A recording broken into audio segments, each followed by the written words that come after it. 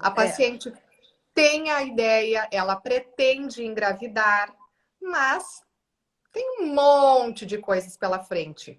Por onde que a gente começa? né? Então, quando se trata das meninas que querem engravidar, normalmente elas têm uma preocupação com o preparo para a gestação, né? Porque a maioria já tem as informações que existem implicações que vão modificar o curso da gestação. Então, elas já têm alguma noção de que precisam mudar alguma coisa na alimentação, de que precisam fazer suplementação nutricional. E normalmente elas começam por aí, né? Claro que esse é um universo muito vasto e realmente o pré-natal, ele é um evento importantíssimo na vida da mulher, né? E também gera muita ansiedade, né? Todas as mulheres que já passaram, as que ainda não passaram, que vão passar por isso, elas geralmente ficam muito angustiadas, até com todas as mudanças. E eu sempre Uhum. falo, na primeira consulta de pré-natal, que o sentimento mais comum que as mulheres têm é um sentimento ambivalente. Ou seja, elas se deparam, se confrontam com uma nova realidade, que é um bebezinho vindo ao mundo. Então, elas vão passar por um processo de mudança física, por um processo de mudança psíquica, né? Ou seja, a relação dela com o esposo vai mudar, a relação familiar dela vai mudar, a relação social dela vai mudar. Então, é como uma moça me falou hoje: nossa, doutora, é tanta coisa que vai mudar na minha vida agora, porque ela estava planejando a gravidez para o próximo ano e ela acabou acontecendo esse ano. E ela se Uhum. deparou então com essa surpresa boa, né? E ao mesmo tempo o medo dessa mudança, né? Mas isso com certeza acontece com todas as mulheres. Eu também me deparei com isso. Claro que depende muito do grau de compreensão de cada uma, né? E normalmente quando a gente é mais jovem, eu lembro da minha primeira gestação, que eu tinha 21 anos, eu era totalmente ingênua, né? Ou seja, era tudo, era poliana, né? Era tudo maravilhoso, era tudo lindo. Ou seja, até tinha alguns anseios, algumas dúvidas, mas muito menos do que eu teria se eu tivesse engravidado, por exemplo, aos 30, né? Aos 35, aos 40, né? Então as dúvidas vão mudando. Então uma mulher de 20, normalmente ela não está muito preocupada com determinadas coisas, mas quando ela chega aos 30, ela já tem outras preocupações. Quando ela chega aos 40, então vem a questão da fertilidade, do bem-estar do bebê, né? Se esse bebê vai ser saudável ou não.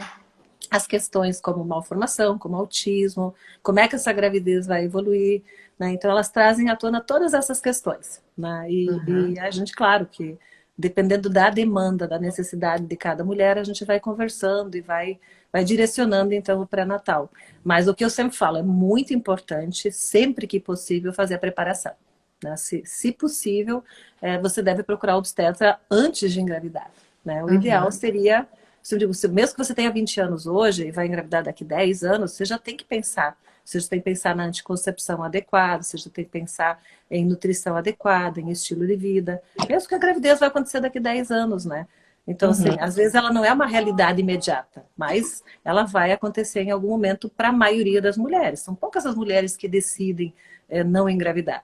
E tem muitas que vão engravidar lá pelos 35, 40. Então, eu sempre digo, mesmo que demore, você tem que montar uma estratégia para se preparar para quando for acontecer, né? E uma coisa também que eu levava muito em consideração é: quero ter confiança na profissional que vai trazer o meu filho ou a minha filha ao mundo. Então já tem que ter esse vínculo, né? Melhor se a gente puder chegar com um certo tempo de antecedência para que a gente faça todo esse preparo, que tenha essa conexão. Ah, isso é importante. Eu acho que a confiança, né, no profissional ou na equipe, né, porque às vezes você elege uma equipe, não só um obstetra, mas tem uma equipe, Uhum. né, tem um pediatra, um anestesista, dependendo da situação, uma doula, uma enfermeira obstetra, ou seja, você tem toda uma equipe que você elege para te acompanhar nesse momento delicado. É que a mulher, ela realmente fica muito fragilizada, né? E eu sempre falo que depois que eu fiz neurociência e comportamento humano, eu fiz a pós, eu me deparei com essa realidade do quanto é importante esse acolhimento, né? Então, esse vínculo que você falou, então você buscar um obstetra com o qual você faz um vínculo e você ser acolhido por esse profissional é muito importante para que você tenha segurança na gestação, porque é como você falou, é uma troca, o profissional te passa o conhecimento, te passa a confiança, te passa as informações, para que você se sinta segura em seguir aquela orientação. Então, a gente passa um monte de orientações e você tem que realmente estar a par e ter esse vínculo com o profissional para você se sentir segura nesse processo. Até porque o parto em si, ele é desafiador, né? O parto, a cesariana, né? Imagina, você vai ter que ir para um hospital, né? Ou você vai ter que passar por um processo de trabalho de parto, ou você vai ter que passar por uma cirurgia que é a cesariana. Eu acho uma coisa extremamente delicada, né? Então, assim, e realmente o vínculo é muito importante. Doutora Giovanni, no início, então, da tua participação, você mencionou diferentes idades, né? Isso. Uhum. De a mulher que engravida aos 20, que engravida aos 30, aos 40. Agora vemos uma atriz Aos 55. engravidando aos 50. Então, assim, quais são as peculiaridades de uma gestante em cada fase, né? Realmente existe um risco maior para as mulheres que engravidam após os 40, porque é o que a gente muito ouve, né? Sim. Então, já tenho 40 anos, não engravidei, estou tentando, e agora? Com certeza existem peculiaridades, né? Então, por exemplo, quando você tem 20 anos, você está, do ponto de vista biológico, você está no auge. Ou seja, as tuas reservas, os teus hormônios, por exemplo, dos 20 aos 30, os nossos hormônios estão normalmente em equilíbrio perfeito. Eles começam a sofrer um pequeno declínio a partir dos 30 e um declínio maior a partir dos 40. E a gente sabe que os hormônios são muito importantes na sinalização da ovulação. Então, a partir de uma determinada idade, é comum que as mulheres eventualmente passem a apresentar disfunções ovulatórias, principalmente após os 35 anos. Não que isso não possa acontecer em mulheres mais jovens, mas aí nós já vemos o primeiro fator. Depois, a parte nutricional, ou seja, aos 20, a tua reserva nutricional está ótima, né? Você sabe que com o envelhecimento, infelizmente, ocorre um dano oxidativo, que a gente chama, a máquina vai funcionando, isso vai gerando radicais livres e um processo de envelhecimento que é inexorável, acontece com todas as pessoas. Está no nosso mapa genético, ou seja, isso não é uma escolha, nós não escolhemos envelhecer. O que nós podemos fazer é escolher como envelhecer.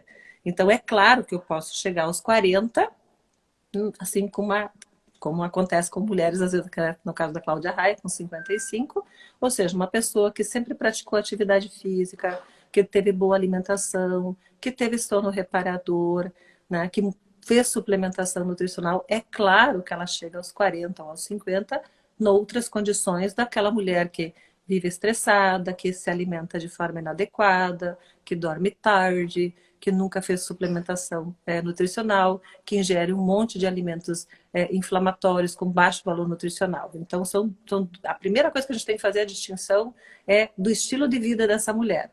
Então, uma mulher que chega aos 40 com bons hábitos, com estilo de vida saudável, provavelmente, se ela não tem nenhuma doença, é possível que ela tenha uma gestação saudável e de um bebê saudável.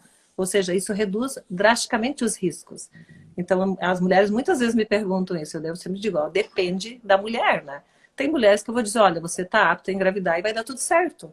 Porque eu sei como foi o estilo de vida dela, como é que ela viveu até os 40 anos.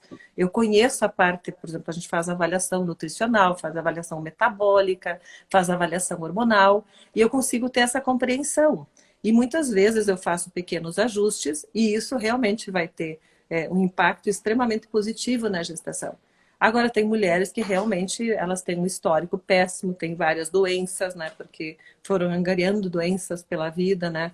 Então, disfunções hormonais, alterações metabólicas, que é uma coisa que a gente encontra muito, né? No meu consultório até um pouco menos, porque normalmente quem me procura são pessoas que já têm uma propensão maior a cuidar da saúde em função do conhecimento que a gente passa, né?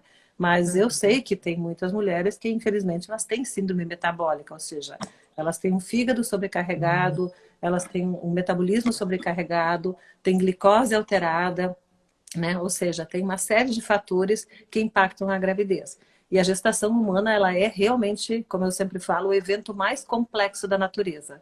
Quando a gente estuda a fisiologia da gestação, a gente se encanta. Eu me encanto com a fisiologia da gestação. É realmente um milagre a gente estar aqui, né? Ou seja, a forma como a gravidez ocorre, a forma como a implantação gestacional ocorre, e tudo que é necessário para que esse material genético do nosso pai, da nossa mãe e dos nossos filhos aconteça de forma adequada, é realmente um milagre.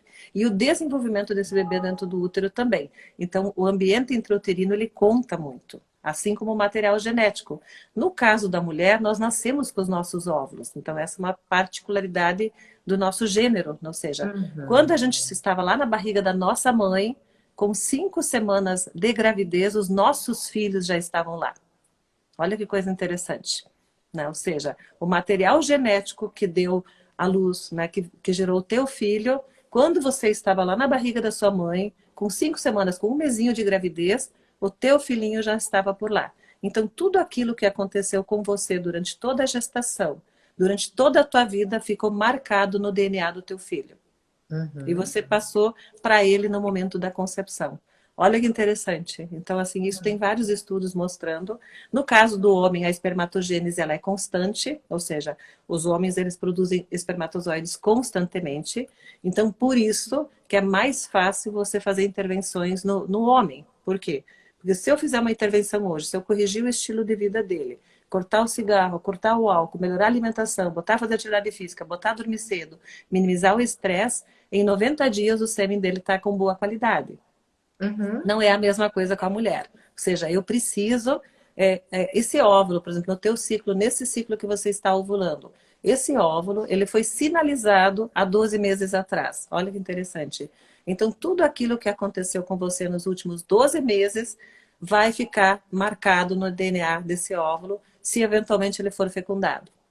Né? Então, assim, e você nasceu com esse óvulo, ou seja, esse material genético já estava lá na barriga da sua mãe. Então, a gente sabe que, no caso da mulher, tudo aquilo que acontece na vida dela importa. Então, se essa mulher, se essa mãe, ela sofreu, por exemplo, exposição intraútero a químicos, principalmente o bisfenol A, né, que é o plástico, né, que na época das nossas mães, ou quando eu era mãe, a gente usava muito, tinha o hábito de guardar alimentos em potes de plástico. Então, aquilo lá contaminava o alimento. Né? E hoje já tem muitos estudos mostrando que tem a ver com disfunção ovulatória da mulher na vida adulta. Então, muitas mulheres que hoje apresentam disfunção hormonal têm associação com a exposição ao bisfenol A lá na vida intrauterina. E a endometriose, olha só, olha quantas mulheres apresentam endometriose. Então, esse diagnóstico de endometriose ele é muito mais comum em mulheres de 40 anos do que em mulheres de 20. Não que eu não possa ter uma mulher de 20, 25, 30 com endometriose que a gente tem, mas a gente tem muito mais mulheres com 35, 40 anos apresentando disfunção ovulatória e endometriose, o que atrapalha a gravidez. Né? Então a gente vê esse tipo de caso. E outra coisa que acontece é que a fertilidade feminina, infelizmente, ela declina. Então o pico da nossa fertilidade vai até os 25, 30 anos, né? É o auge da nossa fertilidade. Dos 30 aos 35 ocorre um leve declínio. Dos 35 aos 40 esse declínio se acentua na média de 15% ao ano. Você vai perdendo a tua fertilidade. E a partir dos 40, em torno de 30% das mulheres engravidam espontaneamente. Olha só. Então, a taxa de gravidez já caiu, se você pegar a população geral. Então, de cada 100 mulheres com mais de 40 anos, é possível que 70 não tenham sucesso na gestação, a não ser que mudem o estilo de vida. E aquelas 30% que engravidam são exatamente aquelas que tinham hábitos de vida melhores. E acabam tendo uma reserva. Isso se reflete tanto na qualidade do óvulo, como na reserva ovariana. Olha que interessante. Né? E outra coisa que as mulheres fazem bastante, a gente vê, elas dosam muito o antimileriano. O antimileriano ele é um marcador, é um hormônio, né, produzido pelo ovário e que sinaliza a quantidade de a minha reserva folicular, né, se eu tenho muitos folículos ou não. E normalmente quando nós usamos esse antimileriano em mulheres com mais de 30 anos, é muito comum a gente já ver um declínio, ou seja, a fertilidade ela já cai. Mesmo em mulheres jovens, às vezes 31, 32 anos, que são mulheres extremamente jovens, né? Porque as mulheres foram protelando a gravidez, as mulheres não querem, assim, de uma forma geral, engravidar com 20 anos, a maioria é a partir dos 25. Pois é, 30. Porque justamente, doutora, essa ideia que os nossos pais, as nossas mães viveram, é diferente, né? A sociedade, né? Mudou. Que se viveu dos nossos antepassados é muito diferente. Então, por exemplo, a minha mãe, ela engravidou com 34 anos. Então, para o período, já era tarde, Uhum, né? verdade. Eu engravidei com 33. Uhum. Hoje a gente tende a esperar mais. Ou Entendi. seja, para te ter certeza das coisas que você quer, para você se estabilizar financeiramente, para você se estabilizar psicologicamente, né? Então, Também. assim, são vários fatores realmente que tendem a levar com que a mulher engravide cada vez mais tarde. E hoje a gente tem a medicina ao nosso favor, né? Sim, com certeza. Dá para melhorar muita coisa, né, Paula? E hoje também se faz congelamento de óvulos também. Então, para aquela mulher que não tem Aham. nenhuma perspectiva à vista, que às vezes ela chega perto dos 35 e ela não tem nenhuma perspectiva de ter filhos. Né? Eu tenho pacientes congelando óvulos com 40. Claro que não é a idade ideal. Se você vai fazer congelamento de óvulos, o bom é fazer mais cedo. Você pega um material genético melhor. Né? Então, mas isso é como você falou, a gente tem a medicina a nosso favor, né? Tem muito Uhum. conhecimento, tem muitos profissionais que estudam sobre saúde, né? Que falam sobre essa questão da suplementação, da melhora da saúde, do estilo de vida, né? E isso já está acontecendo de uma forma mais generalizada, ainda bem, né? Doutora Ainda bem. Giovanni, eu imagino que muitas pessoas que estejam acompanhando a live agora, ou que vão assistir mais tarde, porque ela vai ficar salva no meu perfil, e depois a doutora Giovanni também vai compartilhar no dela, estejam querendo informações a respeito da possibilidade de engravidar. Então, são as tentantes, né? Ah, O que essas mulheres precisam, então, ter em mente em primeiro lugar? eu acho assim que é muito importante a gente ter a procura de um obstetra, fazer os exames de pré-natal, né, Paula? A gente faz normalmente, eu falo, na década de 90 a gente fazia o rastreio de pré-natal com 5 exames. A gente pedia apenas um hemograma, uma glicemia, um EQU, uma tipagem e o exame de toxo, a sorologia de toxoplasmose. Então era isso. E o pré-natal era feito com pouquíssimos exames, porque a gente não tinha conhecimento. E a suplementação era ácido fólico. Hoje, assim, com todo o conhecimento que você tem, isso seria assim, é quase uma aberração você falar Uhum. em pré-natal desse ponto de vista. Então, hoje, além de a gente fazer todas as sorologias virais, é óbvio, né, além da tipagem sanguínea, hemograma, glicemia, perfil lipídico, a gente avalia a parte nutricional, né? Porque a gente sabe que a nutrição tem um impacto muito grande na qualidade desse óssito. Né? E quanto mais cedo você começar a suplementação adequada, melhor. E aí também a gente tem uma grande falha de conhecimento, inclusive da maioria dos obstetras, porque se prescreve muito o ácido fólico, como eu prescrevi durante muitos anos o ácido fólico, achando que realmente ele era necessário. E os estudos mostraram que o ácido fólico ele é um suplemento sintético, ele não existe na natureza, não existe ácido fólico na natureza, ele foi criado na década de 90 para ser acrescido às farinhas. Né? Por quê? Porque as pessoas, as mulheres, principalmente, elas passaram a consumir muito menos vegetais a partir da década de 70, e isso levou um aumento do número de crianças com defeito no tubo neural, ou seja, os cientistas viram que começaram a nascer mais crianças com defeitos de fechamento. E aí eles viram que tem relação com os folatos, né? Que os folatos é uma vitamina, a vitamina B9 ativa que existe nos vegetais. Os vegetais verdes, eles são ricos em folatos. E o folato, ele é extremamente importante para a replicação celular. Ou seja, cada vez que uma célula nossa se replica, nós precisamos de folato. Precisamos não só de folato, precisamos da metilcobalamina, que é a B12 ativa, precisamos da piridoxal 5-fosfato, que é a B6 ativa, e da metionina e da B3. Ou seja, todas essas vitaminas do complexo B e a metionina, que é um aminoácido, são necessários para a replicação do DNA. Né? E aí, como Uhum. teve esse problema que as mulheres diminuíram a ingesta de vegetais, eles acharam por bem acrescentar o ácido fólico. Só que o folato, o metilfolato, ele é extremamente instável.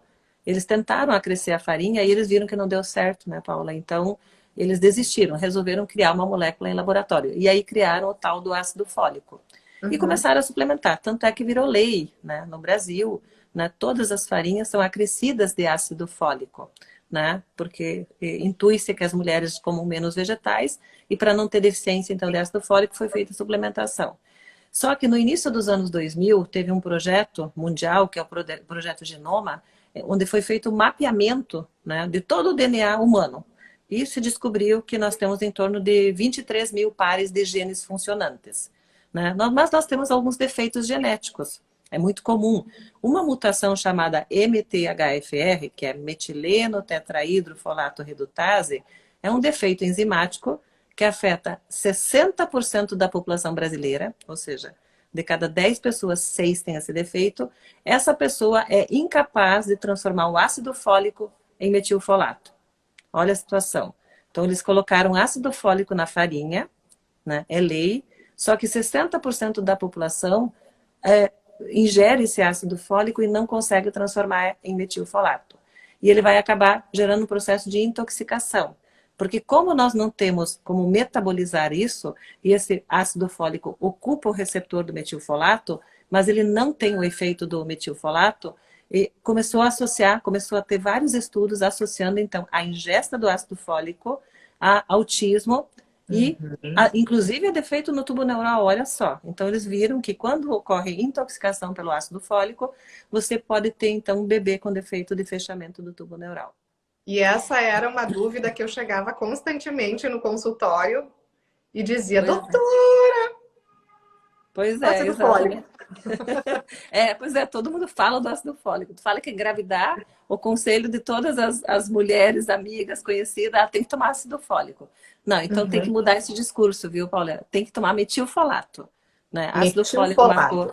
Isso, exatamente. Tem que tomar a forma ativa. Por quê? Exatamente porque 60% das mulheres, elas não conseguem transformar o ácido fólico em metilfolato. Então é melhor elas tomarem metilfolato. Como a gente E não isso faz... manipula ou encontra hoje? Não, tem pronto. Hoje já tem suplementos. A maioria dos suplementos hoje, claro que aqueles antigos que se usavam um tempo atrás, quando a gente não tinha conhecimento, quer dizer, até tinha, porque imagina, esse estudo saiu em 2006, né? Hoje nós estamos em 2022, né? Então faz tanto tempo e ainda assim a maioria dos médicos não conhece a diferença entre ácido fólico e metilfolato. E eu demorei muito tempo para aprender, porque... né? Foi graças a quando eu comecei a ali estudar nutrição em 2014 que eu comecei a ver esses estudos, porque a gente não estuda, né?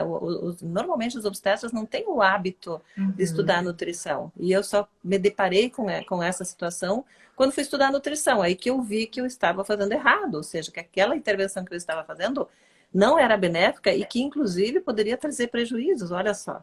E hoje, infelizmente, né, Paula, ainda tem médicos que prescrevem ácido fólico. Então, vocês que estão assistindo, que querem engravidar, né, ou que já estão gestantes, se vocês usam ácido fólico, troquem por metilfolato. Tem formulações de farmácia. Hoje, uma coisa que eu cuido muito também, porque como eu fui estudar nutrição, a maioria dos suplementos, eles usam corantes, aditivantes, que não são legais, né? Então, dependendo do suplemento que você vai usar, também não vale a pena. Ou você manipula, então ele pode ser manipulado. A vantagem da manipulação é que você pode individualizar a dose, então facilita, né? Ou seja, você pode usar doses maiores, doses menores, então isso facilita. E, claro, a gente nunca suplementa, jamais suplementar o metilfolato sozinho, né? Então, por quê? Como eu falei antes, quando o DNA vai replicar, ou seja, cada vez que uma célula está se formando, seja a nossa célula, seja do nosso bebê, essa célula, para fazer a replicação do DNA, precisa metilfolato, metilcobalamina, piridoxal 6-fosfato, metionina e B3. Imagina, precisa todas essas vitaminas. Então, não é só metilfolato, porque às vezes, não, então tomar metilfolato está tudo bem. Não, você precisa, na verdade, de várias vitaminas do complexo B, né?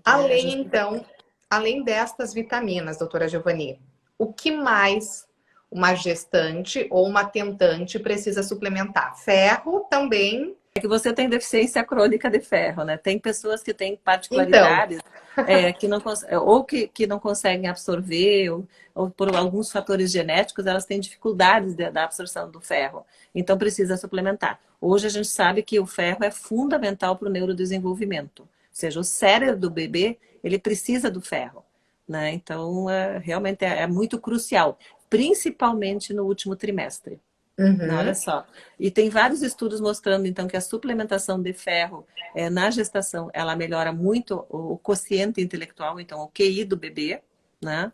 E também reduz, por exemplo, se o bebê já nasce com níveis adequados de ferro, reduz uma série de doenças que acometem o recém-nascido ali no primeiro ano de vida, ou seja, infecções, anemia, né? Desnutrição, ou seja, tudo isso pode ser corrigido na gestação com a suplementação. Claro que a suplementação oral ela é um pouco mais complicada, porque o ferro ele irrita o intestino. Então, a maioria das mulheres que suplementam ferro, né, normalmente elas acabam com alguma queixa digestiva, elas têm constipação, né, Uhum. muda a coloração das fezes, então é mais chato. O gosto também, tem gente que tem dor de estômago. Então a gente tenta, e a absorção não é tão boa, né? Porque o ferro mais bem absorvido é o ferro animal, né? Que é o ferro da carne, né? Do fígado, né? Das vísceras. Esse ferro ele é mais biodisponível. Então ele acaba Uhum. sendo melhor do que a suplementação e do que do que o ferro vegetal, né? Doutora Mas assim, Giovanni, hum, eu vou ler aqui alguns comentários que é bacana, né? tá. Essa, ah, essa comunicação entre a Sim. gente. A Não, com Nutri, certeza. a Nutri Eliane Rambo está acompanhando a live e ela disse: a gente tem Que bom. tanto para contribuir com a saúde das pessoas e as pessoas acham ainda que nutricionista é só para emagrecimento. Então aí está, né, uma prova de que não, que é importante em diferentes momentos da vida. E a delegada Rafaela Bier também está acompanhando e ela fez uma pergunta. Existe algum suplemento com todos estes compostos? Tem, assim, ó, Rafaela, na verdade tem suplementos que eu uso, eu gosto muito, assim, de usar algum suplemento de base que tenha todas as vitaminas do complexo B, na dose, no IDR, né, que é o recomendado, e suplementar em dose extra algumas que faltam. Por exemplo, tem algumas formulações que a gente pode usar que elas têm essa base. Né? Tem, da indústria farmacêutica tem também, mas eu não gosto muito dos corantes, né? Eu normalmente não tenho mais usado, eu prescrevia mais, mas como você começa a estudar e começa a ver que tem os corantes, então esses você evita. Mas eu uso muito suplemento que tem todas as vitaminas, né? Ou seja, que tem como base e botam extra, por exemplo, magnésio geralmente vai extra, porque o magnésio ele é um mineral importantíssimo na gestação. Tem vários estudos mostrando que ele reduz uma série de doenças, né? Ele auxilia na prevenção da pré-eclâmpsia, né? A pressão alta da Uhum. gravidez. No parto prematuro eu não tenho mais usado medicamento. É muito raro que eu prescreva algum medicamento para inibir parto prematuro, eu uso magnésio. O magnésio é fantástico.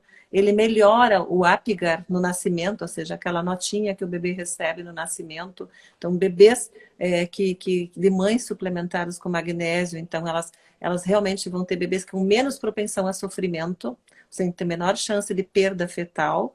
Né? Olha só, e ainda auxilia no neurodesenvolvimento. E na mãe as cãibras, então as mãezinhas que têm cãibras na gestação, Aham. normalmente a maioria das vezes é falta de magnésio. Então, olha Mas o só, o magnésio magnésio, acaba dando um efeito colateral, né? dependendo da dose, sim, ele pode dar diarreia. É, eu já ouvi falar isso. Até uma Tem. outra vez eu tive conversando. Eu acho que foi numa live também.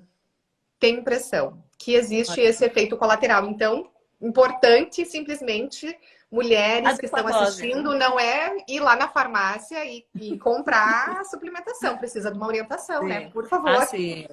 Não, sabe que suplementação é uma coisa bem complexa, né, Paula? Eu também, eu tinha muito medo. Então, alguns anos atrás, quando eu não conhecia a nutrição, eu tinha medo do magnésio, tinha medo da vitamina D, de intoxicar a pessoa, vou prescrever uma dose tóxica, né? Ou seja, então hoje eu estudo muito essa questão, então se torna muito claro, né? A vitamina D é outra, por exemplo, a vitamina D é um potente imunomodulador, né? Hoje tem muito estudo mostrando que a dose preconizada para a maioria das pessoas, inclusive as gestantes, oscila entre 4 e 10 mil unidades ao dia. A média, né? Tem mulheres que precisam de 15 mil, 20 mil, 30 mil unidades por dia. Eu tenho pacientes que usam até cento e poucas mil unidades por dia. Né? Por quê? Nossa.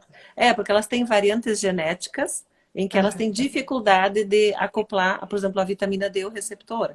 Então, tem pessoas que realmente precisam doses maiores, e isso o profissional precisa avaliar através da dosagem do paratormônio, da dosagem do cálcio iônico. Na gravidez, através da 1,25-hidroxi-D, a gente consegue ter noção de qual é a dose adequada de vitamina D para cada indivíduo, porque, como você falou, o que serve para você talvez não sirva para mim, porque depende da faixa etária, depende se você está grávida ou não, né? Se você se expõe ao sol ou não, ou seja, vai depender disso também. A Mas eu sei, tendência, geralmente... doutora, a tendência é agora, no verão, essa suplementação de vitamina D diminuir um pouquinho mais em razão de que a gente acaba se expondo mais ao sol. É verdade, é que assim, o que a gente tem que considerar no caso da exposição ao sol? Se você usa protetor, você bloqueia 95% da produção de vitamina D. Então, você precisa expor uma grande área do sol, né, do corpo ao sol. Por exemplo, se você expõe os membros superiores, o tórax e os membros inferiores, você vai conseguir produzir em torno de 20.000 unidades. Qual é o tempo de exposição? Depende, isso é individual. Quanto mais clara a pele, menor é o tempo de exposição.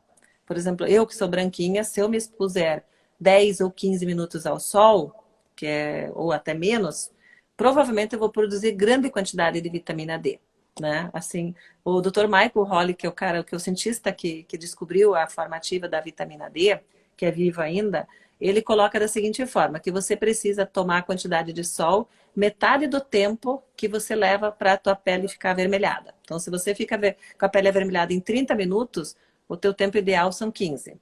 Se você fica com a pele avermelhada em 20 minutos, o teu tempo ideal de exposição são 10 minutos. Ou seja, você fica exposto por metade do tempo que você leva para você ficar com a pele avermelhada, ou seja, para fazer alguma queimadura. Então, para evitar que você faça queimadura e para você ter níveis adequados de vitamina D. Né? Doutora Giovanni, respondendo então a pergunta da Fátima Trentin, a partir de qual semana de gestação é importante tomar as vitaminas? Antes de engravidar, com certeza. As vitaminas... eu acho assim que uma média seria pelo menos 3 meses antes da gravidez, se possível. Né? Mas assim, porque a fase mais crítica da gestação, a fase da embriogênese, que o embrião vai se formar, em que essa replicação do DNA é mais importante, é lá no início, onde ocorrem a maioria das malformações. Né? As cromossomopatias, os defeitos estruturais. É ali que os nutrientes precisam estar presentes, ou seja, eles não podem estar faltando, né, para que esse bebê venha saudável. Então, e a replicação celular, ela vai acontecer durante toda a gestação. Então, você tem que pensar que você precisa da vitamina do primeiro ao último dia da gestação, e inclusive durante a lactação, a suplementação. Porque mesmo que, e a Eliane que está aqui assistindo, ela vai concordar comigo, mesmo que a gente ingira todos os nutrientes, siga o cardápio da Nutri. Ou seja, a Nutri passou lá um cardápio, café da manhã com ovos, fruta, almoço com carne, vegetais, arroz, feijão, mandioca, janta com vegetais, carne ou alguma coisa assim, os lanches com frutas e suplementos. Você precisa usar vitaminas, por mais que você coma tudo que a Nutri pediu. Porque o que aconteceu nos últimos 50 anos? Houve um empobrecimento do nosso solo. Então, o nosso tomate hoje tem muito menos selênio, eu não lembro a porcentagem, mas tem muito menos selênio que o tomate que a minha mãe comeu, né? Ou seja, e todos os vegetais são assim, eles ficaram empobrecidos, né? Porque o solo, ele se tornou mais pobre. Então, nós temos que suplementar. E o ideal é começar 3 meses antes da gravidez, manter durante toda a gestação. Claro que isso vai ser adequado conforme a necessidade. E aí a gente faz a dosagem das vitaminas, as Nutri fazem também. Elas vão suplementando conforme a necessidade. E aí, como a Rafaela, falei para a Rafaela, eu pego um polivitamínico de base, onde eu tenho todas essas vitaminas, eu tenho vitamina D, tem todas elas, e eu vou suplementando um extra. Eu boto um extra de ômega 3, porque eu sei que é importantíssimo para o neurodesenvolvimento desse bebê, o ferro quando necessário, quando a mãe tem deficiência de ferro, magnésio praticamente sempre, porque a maioria precisa de uma dose mínima de magnésio, vitamina D também, a mesma coisa. Né? Ou seja, essas vitaminas e selênio e zinco, quando é necessário, também muitos precisam. E em situações especiais, a gente suplementa a melatonina, porque ela tem uma ação antioxidante, a gente suplementa a coenzima Q10, a colina, né? Mas esse tem nos polivitamínicos para gestante, a maioria já tem esses suplementos, mas em pequena quantidade. Nós falamos de suplementar, o que inserir a mais, né? Para gestante, para tentante, para lactante, enfim, para as mulheres. Mas a senhora, como estudou e estuda, né, nutrição, muito fala sobre lactose e Sim. glúten, né? Então, suas pacientes ouvem isso em todas as consultas a respeito da lactose e do glúten. Então, É, é importante também a gente fazer esse alerta a respeito desses é. itens, né? Muito bem lembrado, viu, Paula? O que eu sempre falo? O melhor suplemento do mundo não compensa um mau hábito. Então, você não vai conseguir contornar uma má alimentação com suplemento, você não vai conseguir compensar o sedentarismo com suplemento, a má qualidade de sono com suplemento. A gente não consegue melhorar sem começar melhorando o estilo de vida. E como você disse, por que o glúten? Eu também lá em 2014, quando comecei a estudar, que eu comecei a ler sobre o assunto e falar, eu não tinha muito conhecimento. Então eu proibia, mas aquela coisa, você tem que proibir baseado em alguma coisa, você tem que ter Uhum. base, né? Você tem que ter uma base para ter argumentos para você convencer as pessoas de que isso é ruim. Aí eu comecei a estudar um pouquinho mais sobre o glúten e até vou resumir para vocês que eu acho interessante que vocês saibam, porque as pessoas têm muita dificuldade em eliminar que nem o leite, o glúten da dieta. Dá uma tristeza, né? Quando a gente fala, né? O pessoal fica desacorçoado, né? Fica infeliz, né? Mas infelizmente o glúten ele, na verdade, ele não existe na natureza. Na natureza não existe glúten. Se você pegar um grão de trigo e mastigar o grão de trigo, ele não tem glúten. Agora, se você pegar o grão de trigo, você fizer a farinha, você misturar com água e você agitar essa farinha, ela vai formar o glúten. Então, o glúten, tem alguns tipos, são várias proteínas que dão aquela cola, aquela liga do pão. E que fazem o pão, o bolo ficar fofinho, fazem ele crescer. Então, assim, o trigo, por exemplo, o trigo de 50 anos atrás, que era o trigo diferente do trigo anão, que hoje basicamente o trigo brasileiro é o trigo anão, que é um trigo que foi geneticamente modificado. Então, aquele trigo de 50 anos atrás, a farinha dele também fazia glúten, mas era muito pouco. Eu lembro que quando eu comia pão na infância, era um pão abatumado, não tinha um gosto. A gente nem gostava muito, a gente preferia até o pão de milho, porque aquele outro pão branco não era, a farinha era escura, tinha um gosto estranho, não era gostosa. Então a gente não tinha o hábito de comer. E aí foram modificando geneticamente o trigo, porque eles viram que com a modificação genética, esse trigo ele poderia produzir mais glúten. E hoje, então, o trigo de hoje produz 400 vezes mais glúten do que o trigo há 50 anos atrás. Olha só, então eles fizeram isso. Por isso que os pães de hoje, bolos, são tudo extremamente fofinhos. E o Uhum. glúten, infelizmente, nós temos receptores opioides para o glúten no cérebro, chamado gluteomorfina. Por isso que nós amamos tanto o pão, nós amamos a massa, né? Nós temos verdadeira paixão por bolos, né? Por causa desses receptores opioides. Só que o glúten é uma molécula, então, uma proteína para a qual nós não temos enzima para digerir. Ou seja, eu não consigo digerir essa molécula. Ela vai chegar intacta no meu intestino e como ela funciona como uma cola, ela vai acabar lesando a parede do intestino, ela vai gerar um processo inflamatório. E isso causa uma doença chamada permeabilidade intestinal, ou seja, o meu intestino vai ficar vazando e eu vou começar a absorver toxinas, ou seja, aquelas bactérias mortas do meu intestino, as toxinas que o meu organismo normalmente não absorve, elas vão passar a ter acesso à minha corrente sanguínea. E isso vai ativar o meu sistema imune. Então, assim, o que eu sempre falo? Se você comer glúten, o teu intestino vai inflamar em algum grau. Alguns mais, outros menos, mas você vai inflamar. E isso vai gerar uma resposta imunológica, ou seja, vai mexer diretamente com o teu sistema imune. E você vai passar a absorver toxinas, né? Então, infelizmente, quem come glúten vai ter alterações a nível intestinal, vai ter absorção de toxinas, vai ter bagunçado o seu sistema imune, né?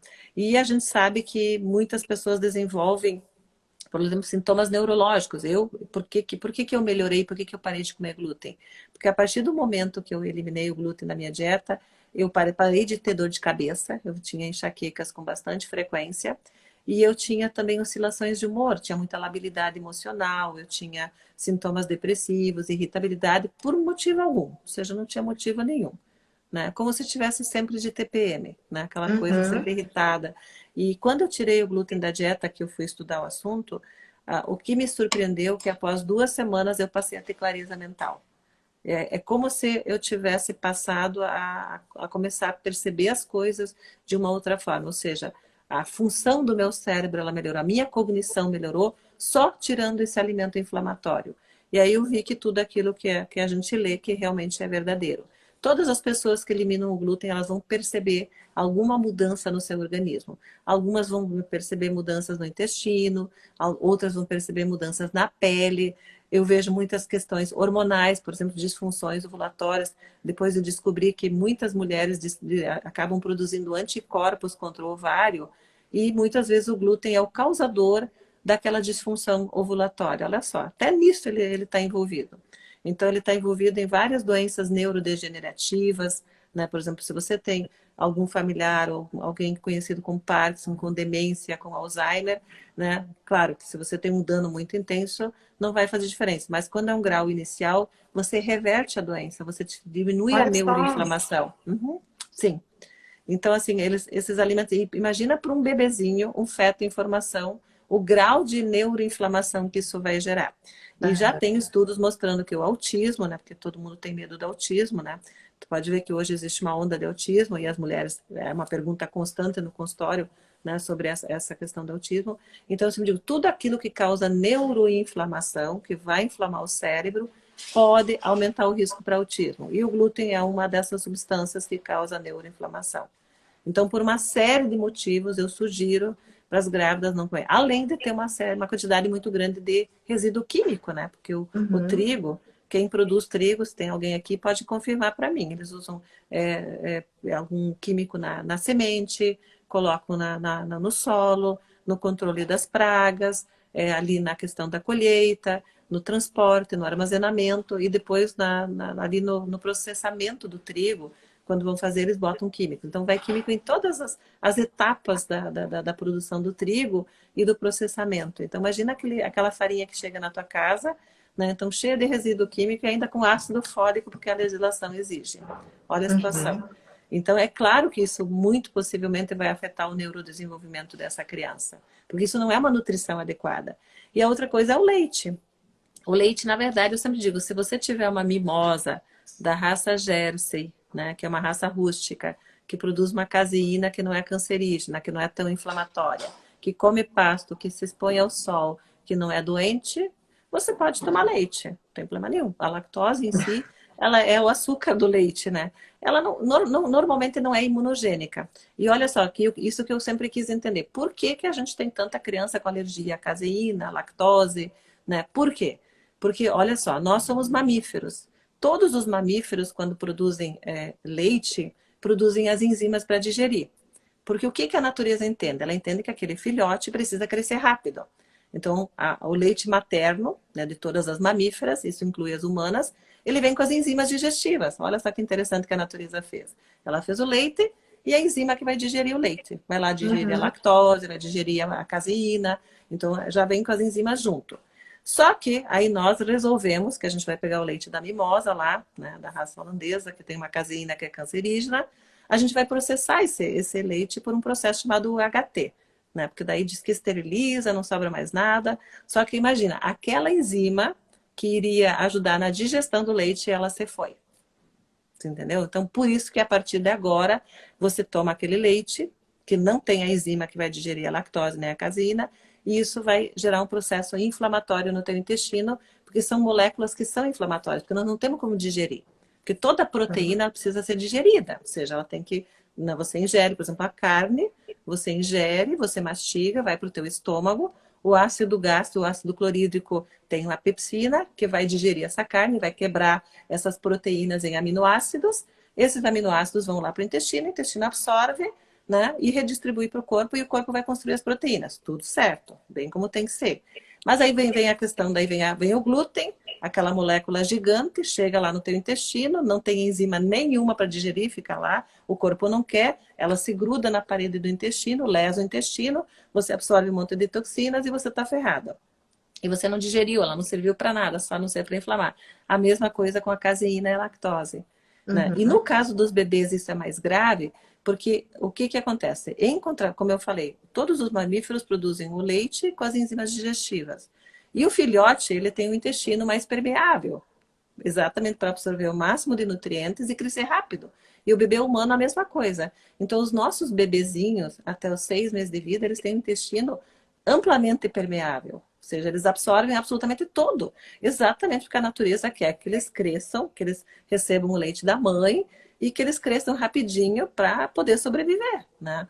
Só que daí essa mãe, ela come, por exemplo, alimentos com lactose, com leite industrializado, sem que não tenha enzima junto, né? Então ela come lá o bolo, ela come iogurte, toma o leite da caixinha, né? E esse leite, essa molécula vai chegar lá no intestino sem nenhuma enzima e vai irritar o intestino do bebê. Aí o bebê passa a ter cólicas, né? Então, assim, porque o leite materno ele excreta o que a gente ingere. Tudo que nós ingerimos, basicamente tudo, com exceção da vitamina D e com exceção do ferro, é excretado no leite. Então, tudo que aquelas mãezinhas, é que nem a placenta, que nem hoje uma mãe me falou. Ela disse, eu li que a placenta, ela absorve tudo, ela pega os nutrientes da mãe e passa para o bebê, mesmo que a mãe fique sem. Eu disse para ela, é verdade. O que a natureza imagina? A partir do momento que a mulher engravida, a placenta passa a comandar o metabolismo materno.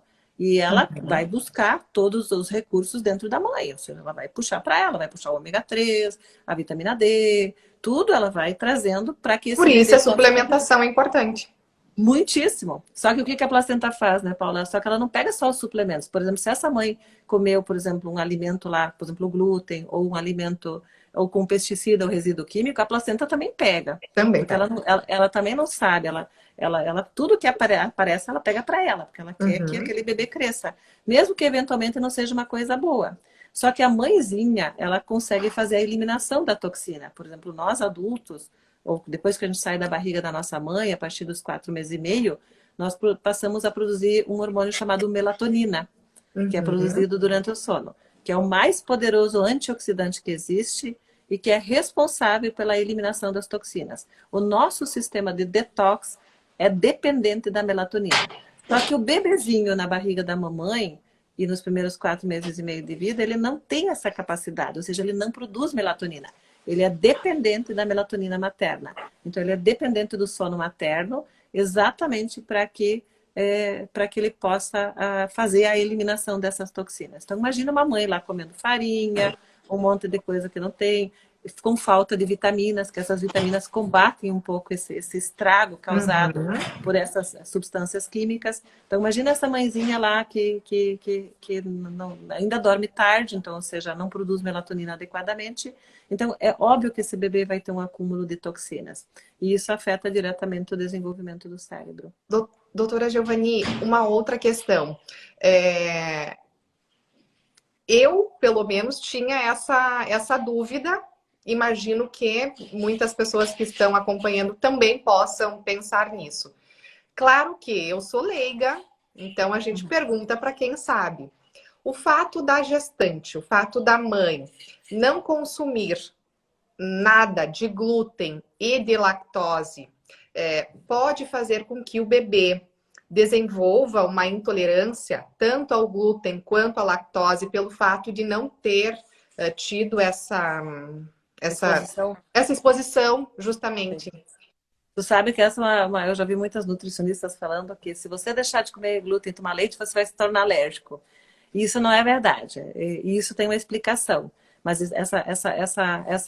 digamos, essa afirmação ela não procede, ela é incorreta, né? Porque na verdade a alergia ela depende de uma resposta imunológica inadequada, não tem a ver com, digamos assim, nunca comi o alimento e vou me tornar alérgico porque eu nunca comi. Não. Na verdade, é por outros mecanismos, não que você não possa ser alérgico, mas o mecanismo, a resposta para a alergia é diferente. O que acontece, que é muito comum, né, Paula, e que geralmente acho que foi isso que gerou a confusão, é que muitas pessoas têm sensibilidade ao glúten, ou seja, elas têm, a gente encontra muito, você vai ver, e se você só vai fazer o teste, se você só vai saber se você eliminar o glúten e depois reintroduzir, aí você vai saber o teu grau de tolerância. né? E aí o que que acontece? Por exemplo, uma pessoa que tem bastante sensibilidade, ou seja, e ela consumia bastante glúten, ela foi consumindo, consumindo, mas ela sempre foi muito sensível.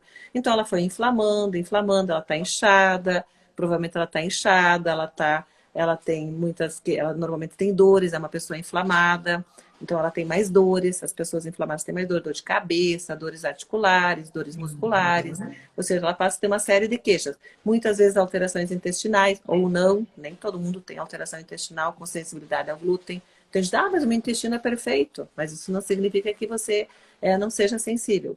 E aí o que que a gente faz? A gente faz o desafio, você elimina o glúten então por 30 ou 60 dias. Essa pessoa vai acontecer o quê? Ela vai desinflamar. É que nem eu. A primeira vez que eu tirei o glúten da minha dieta, eu perdi 16 quilos. Ou Nossa. seja, foi uma coisa assim, eu estava muito inchada. Ela estava acima do peso, estava inflamada, eu tinha dor, eu sentia cansaço. Eu terminava o dia extremamente cansada, tinha dor nas pernas, dor nas costas, tinha que fazer massagem. Então, assim, eu me sentia muito mal, né? E eu não entendia por quê. Daí eu dizia, não, a culpa é do trabalho, porque eu trabalho muito. E a gente sempre vai inventando desculpa para aquilo que você está sentindo. E claro, eu comia muito, né? A base da minha dieta era farinha, né? Porque eu não tinha conhecimento, como todo mundo eu era viciada, então eu comia isso, basicamente. Né? E aí, quando eu tirei, eu me surpreendi, né? E fiquei muito bem, né? E, assim, o que que aconteceu? Depois, devagarinho, eu fui voltando a comer. Comecei com pão integral, aí troquei o pão branco pelo pão integral. Aí, devagarinho, eu fui ganhando peso de novo, ganhei 8 quilos. E ali, que eu eliminei lá em 2014, quando eu tirei de vez. Então, aí não tive mais praticamente oscilação de peso. Aí, consegui equilibrar meu peso.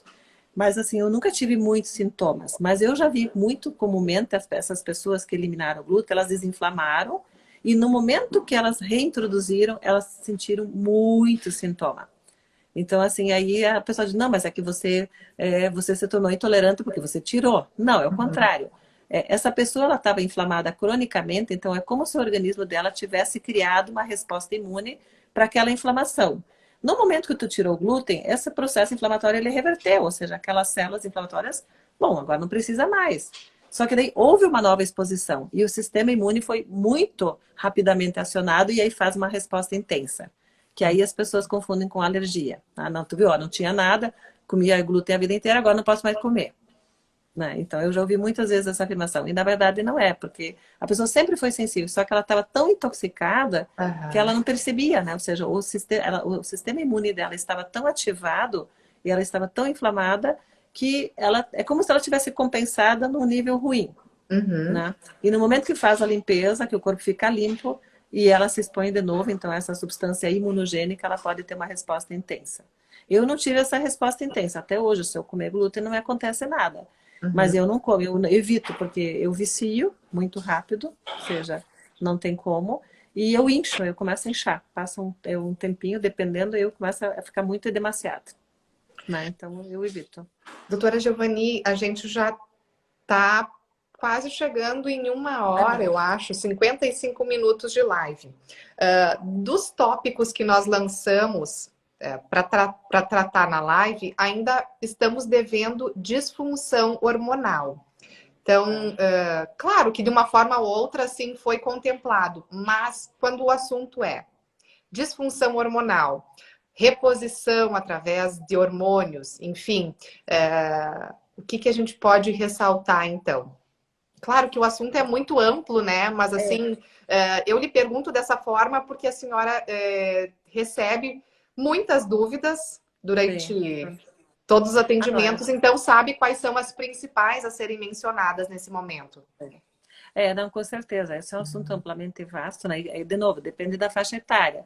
Por exemplo, uma disfunção ovulatória de uma menina na década dos 20, normalmente tem uma causa. Na década dos 30 tem outra causa. Na década dos 40 tem outra causa. Aí depois a mulher entra em menopausa dos 48 aos 52 anos, mais ou menos. Né? Então, assim, normalmente, o mais comumente a disfunção ovulatória aos 20 anos são os ovários policísticos. Né? A gente encontra muito, né? E a principal causa é a resistência insulínica, que é o quê? A ingesta de muito carboidrato refinado, né? Porque todo carboidrato refinado, então tudo aquilo que tem muito amido, amido é igual açúcar, né? Porque as pessoas sempre digam, às vezes, mas eu não gosto de doce, eu gosto só salgado.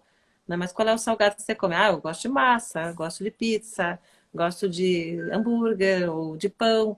Ou seja, é farinha, é açúcar também, né? Então, tudo aquilo que vira açúcar de uma forma muito rápida no nosso corpo vai fazer um pico de insulina. Tudo que faz pico de insulina gera inflamação e interfere diretamente com a função ovariana.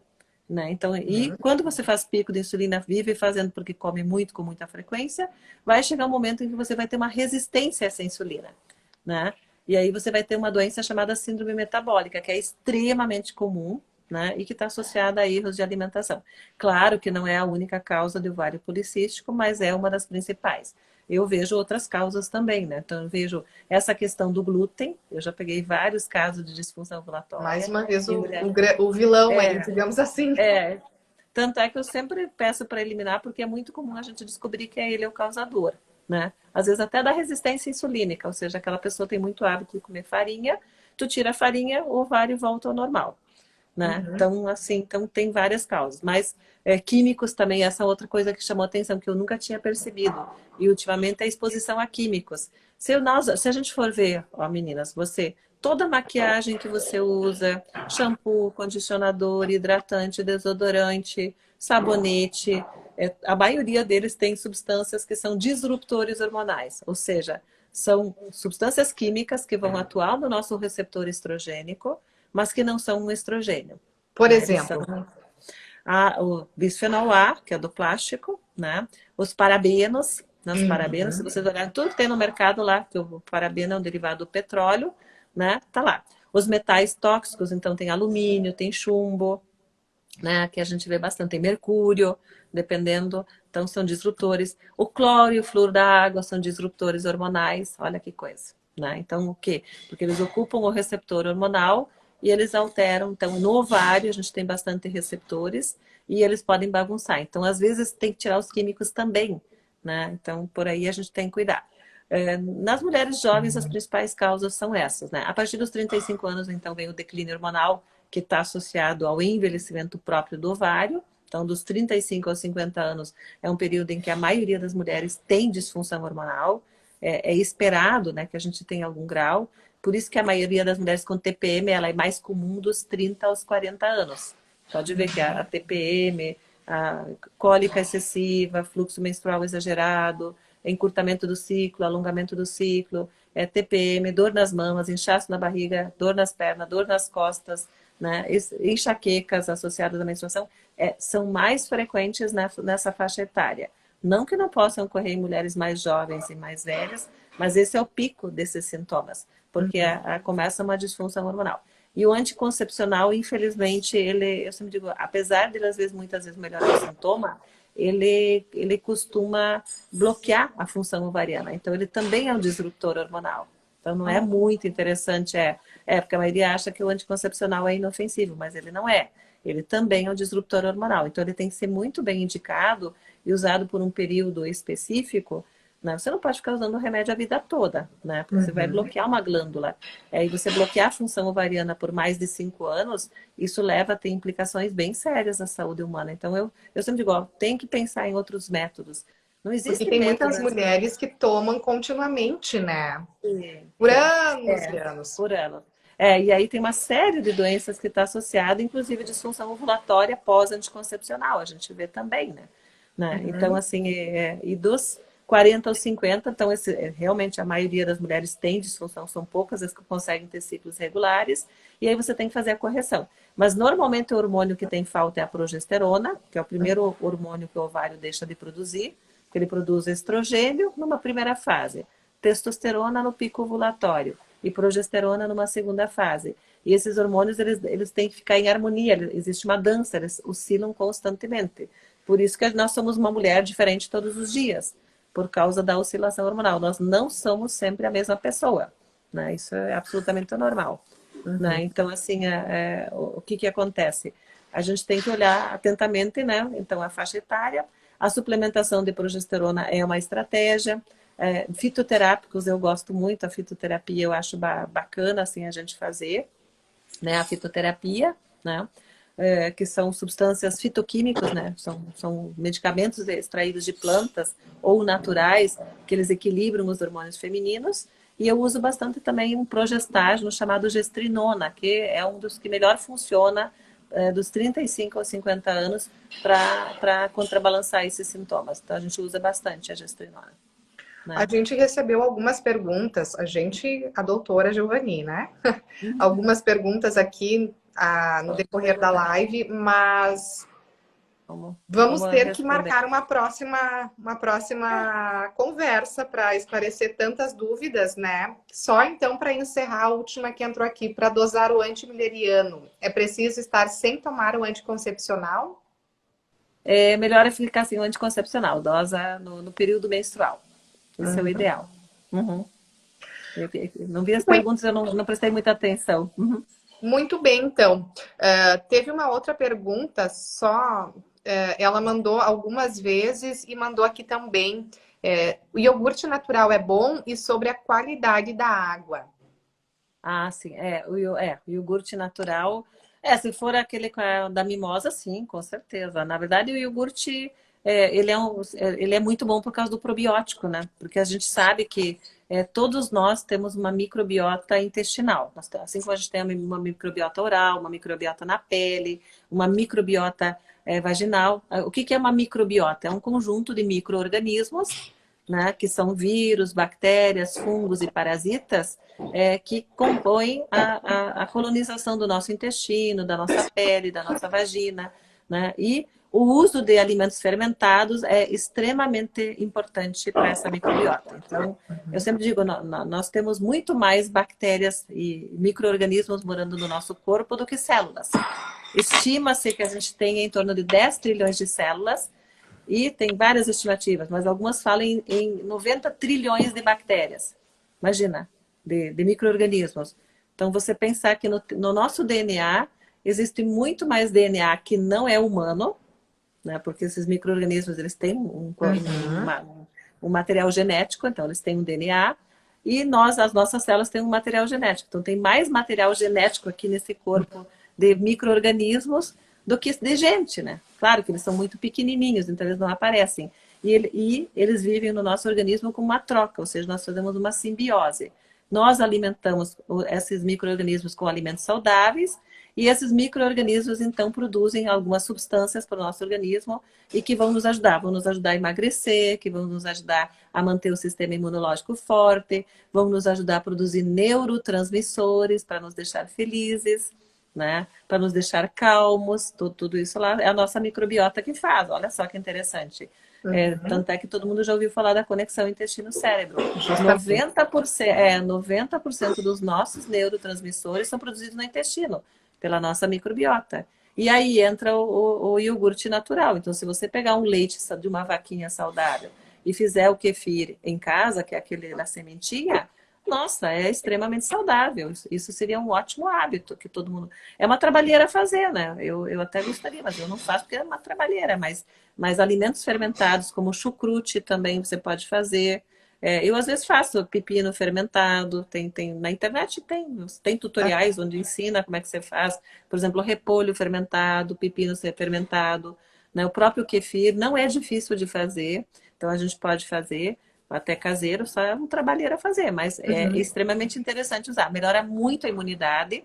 E tem um livro escrito pela doutora Andrea Flix, na tese de doutorado, onde ela mostra que para fazer o detox do bisfenol A, o kefir, o iogurte natural, que seria a melhor forma de a gente eliminar o bisfenol A do nosso organismo, que é o do plástico. Imagina, você Uhum. toma lá cafezinho no copo de plástico, chazinho no copo de plástico, guarda a comida no plástico, pega o Aquece no tiquezinho, micro-ondas. aquece no micro-ondas, papel termossensível, tudo isso aí acaba, na verdade, contaminando o nosso organismo com bisfenol A. E o kefir, então, seria uma forma de você fazer o detox. Além dele ser rico em probióticos, né? Ou seja, tem um Uhum. monte de micro-organismos saudáveis e que vão melhorar o nosso sistema imune. Então, vale a pena fazer. E a água, ela me perguntou também. A água é óbvio, imagina, o nutriente mais abundante do nosso corpo é a água, né? Ou seja, ele não é só um soluto, ele é um nutriente. Ou seja, ele faz parte de reações químicas do nosso organismo. Então, a qualidade da água é muito importante. É uma água, assim, cheia de... Por exemplo, se você pegar a água do rio, tem lá... Imagina que o nosso esgoto vai todo, né, para o rio, né? Então lá tem hormônio na época do anticoncepcional que as mulheres tomam, antibiótico, o pessoal toma antibiótico, vai para o xixi vai para a água, aí da água vai lá para o reservatório da Corsan, né? Volta para nossa torneira. Olha a situação que está. Né? Então aí você começa a entender, imagina, olha a quantidade de químicos que tem na água. Então a origem da água, então infelizmente uma água de torneira, quando essa água vem do rio, além de hormônio, além de antibiótico, além de agroquímicos, né, ela ainda enfia o tal do cloro e o flúor, que são extremamente tóxicos. Então, realmente, a água é uma fonte muito grande de envenenamento. Eu tive uma paciente que eu atendi, ela não é daqui de Passo Fundo, ela é mineira e ela veio morar aqui no Sul. E ela passou a tentar engravidar. E ela ficou mais de 2 anos tentando engravidar e não engravidava, e não engravidava. E não tinha nada, uma menina jovem, né? E um dia ela passeando pelo interior, lá porque ela gostava muito de fazer trilha, ela e o marido dela tiveram um insight, né? Ela percebeu que entraram numa propriedade e viram lá uma montanha de uns 4 metros de pesticidas, de latões de pesticidas. E aí ela se tocou que ela estava tomando água de torneira. Ela disse, meu Deus, é claro, esses resíduos químicos estão tudo indo para o rio, eu estou tomando água da torneira. Ela parou de tomar, começou a comprar água, né? Depois de, acho que foi 30 ou 60 dias, ela engravidou. Olha! Né? Ou seja, sim, eu não lembro que queixa que ela tinha. Ela tinha uma queixa associada, que ela tinha um sintoma físico. E esse sintoma desapareceu e ela engravidou. Então, o que que acontece? Porque esses químicos, eles realmente, eles interferem com os nossos hormônios. E tem muito estudo sobre isso aí, viu, Paulo? Isso aí dá muito pano para manga. Que Mas a água, serzinho completo somos nós, né? muito, muito, muito.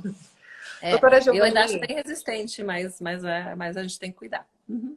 quero muito agradecer a tua disponibilidade. A gente sabe, né, que a senhora é uma profissional que tem agenda lotada. Então, Que quem bom, for fico ligar, feliz. marcar consulta, vai ter só para abril, É, eu acho, do eu ano acho que que vem. abriu, acho que abriu, acho que está em Então, abril.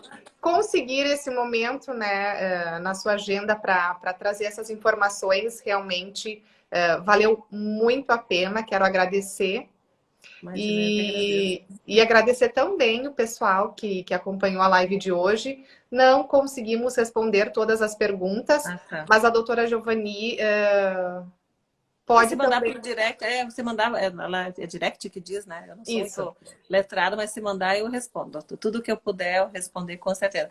Ah, Doutora eu Giovanni gostaria. acorda, que horas? Às 5 da manhã, que a senhora me falou outra vez. E Isso, vai dormir. exatamente. Olha, já Na é verdade, quase 10 da noite. A gente está na segurando ela aqui verdade, ainda. na verdade eu durmo entre 21 e 22, no máximo 22. Então Né? Por exemplo, agora, a gente vai te liberar pro soninho. tá bom, obrigada. Obrigada, meninas. Obrigada, Paulinha. Foi um prazer ter estado com vocês. Eu adoro essas conversas, eu gosto muito. Acho que até me empolgo demais, não sei se às vezes eu divago muito, né? Mas, enfim, né? Sempre A é para gente só contribuir está de vendo alguma forma. elogios aqui nos comentários, doutor. Ai, que bom, fico bem feliz, olha só, que Então, amável. eu quero aproveitar a nossa audiência agora, em torno de 60 espectadores. A gente vai salvar essa live. Depois vocês curtam e compartilhem muito, porque esse conteúdo precisa chegar em mais pessoas, né? Então, mais gente Isso. precisa ter esse esclarecimento, essas informações.